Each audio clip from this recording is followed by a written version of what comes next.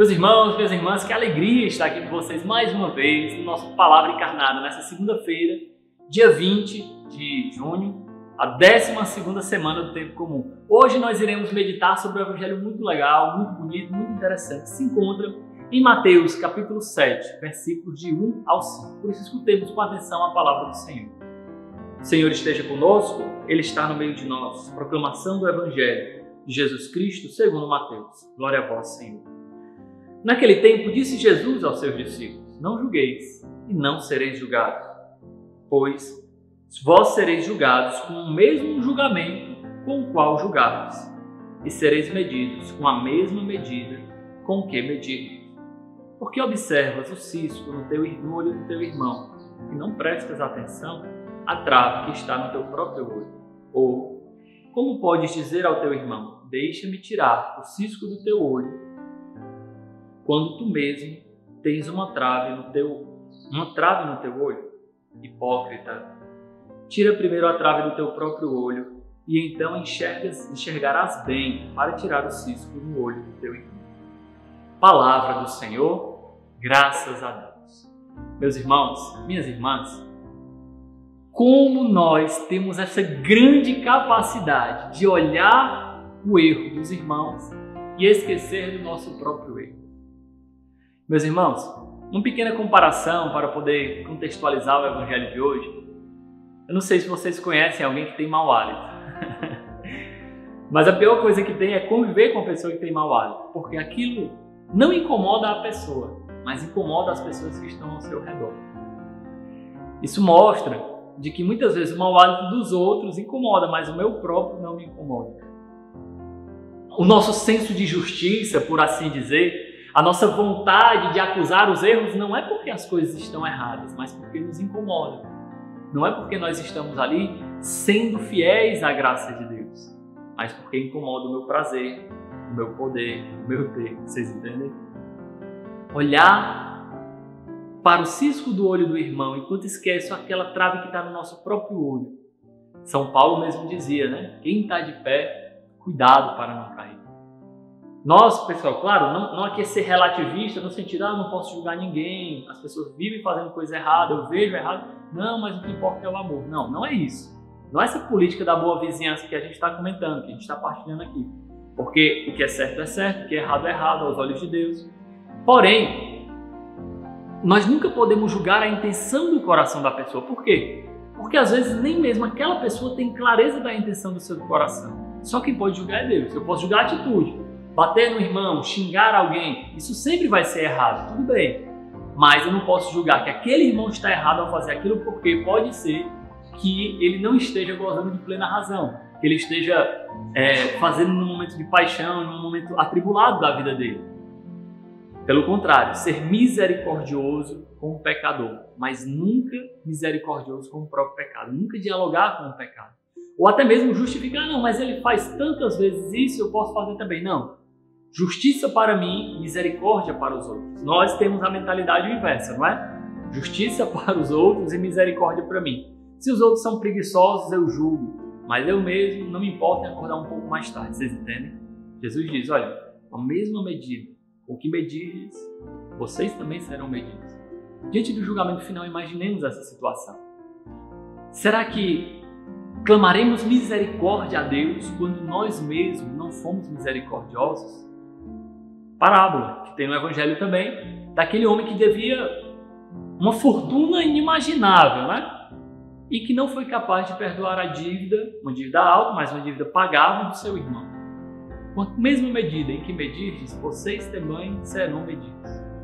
A gente também costuma olhar para as situações, mas a gente deveria se perguntar, será se eu, estando na mesma situação que aquela pessoa, não faria pior? O que nos falta, em suma, meus irmãos, minhas irmãs, é a consciência do pecado.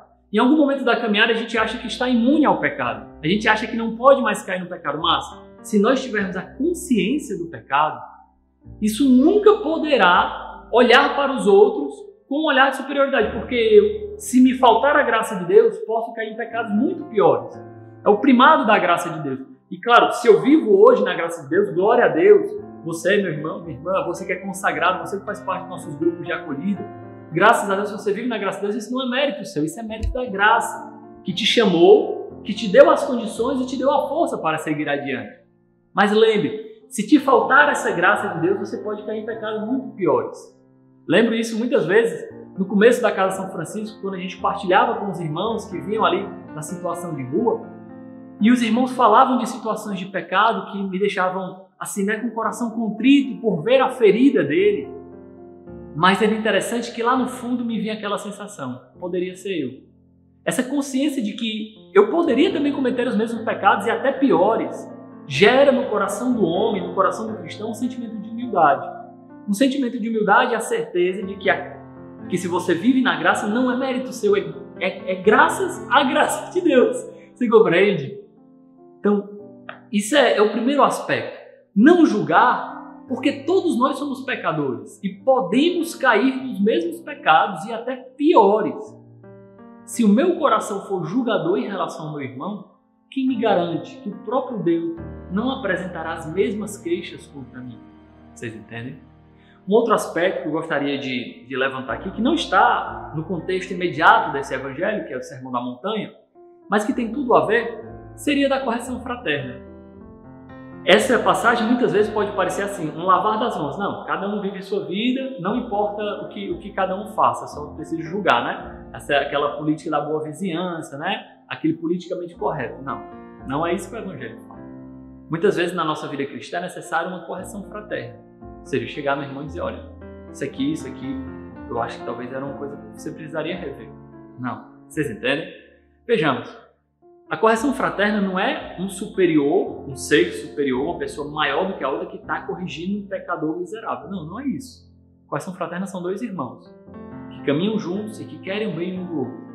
Claro, um dos irmãos que às vezes se desvia do caminho e o outro que naquele momento está precisando corrigir. E o Fernandinho, né? Uma vez partilhando que o grande critério para a nossa correção fraterna deve ser a dor interior. Aquele pecado do seu irmão deve doer primeiro em você. Você primeiro precisa sentir a dor e você não tem que sentir prazer ao corrigir aquele irmão, porque senão seria um sentimento de vingança, um sentimento negativo. Pelo contrário, você tem que ir pelo aquele dever, aquela obrigação de reconduzir o seu irmão, como uma ovelha perdida, aos prados do pastor. Vocês entendem? Então, caramba, às vezes me dói ter que chamar a atenção do irmão, ter que chegar junto com ele, caminhar com ele, exatamente. Nesse momento, muitas vezes, numa correção fraterna, você tem que ter aquela humildade. Né? Eu me lembro muito também da Sarinha, né? Que é uma grande irmã de comunidade.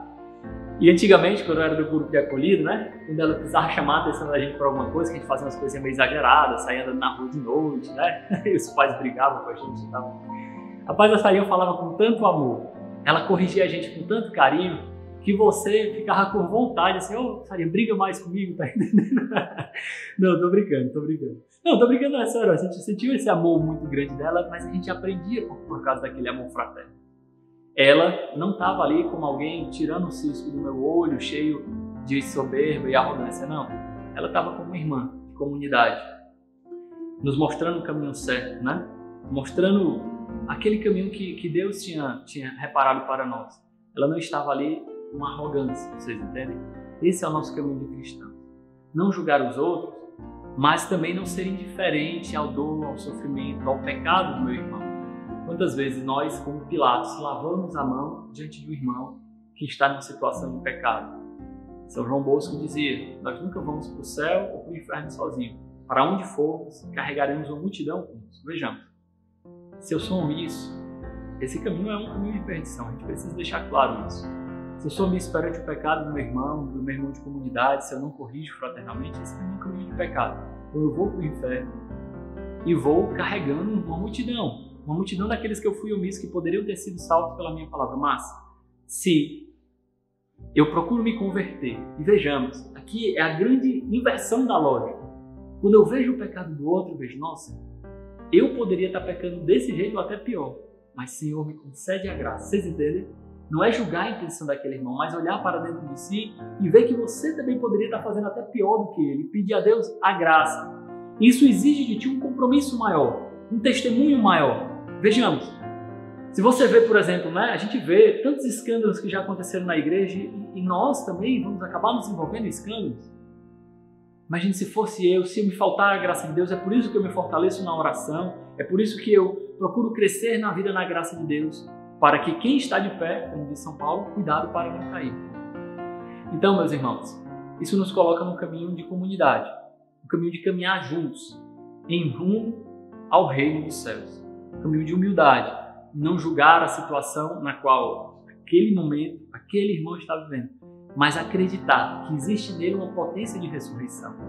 Pode ser que hoje ele esteja vivendo uma situação de abandonado, envolvido pelo pecado, abandonado pelo próprio Deus, como diz Jesus, né? Senhor, Senhor, Deus meu, por que me abandonaste? Mas, em determinado momento, aquela dor pode se transformar em ressurreição e nós podemos ser os grandes sinais da ressurreição para os nossos irmãos. Louvado seja nosso Senhor Jesus Cristo, para sempre seja louvado.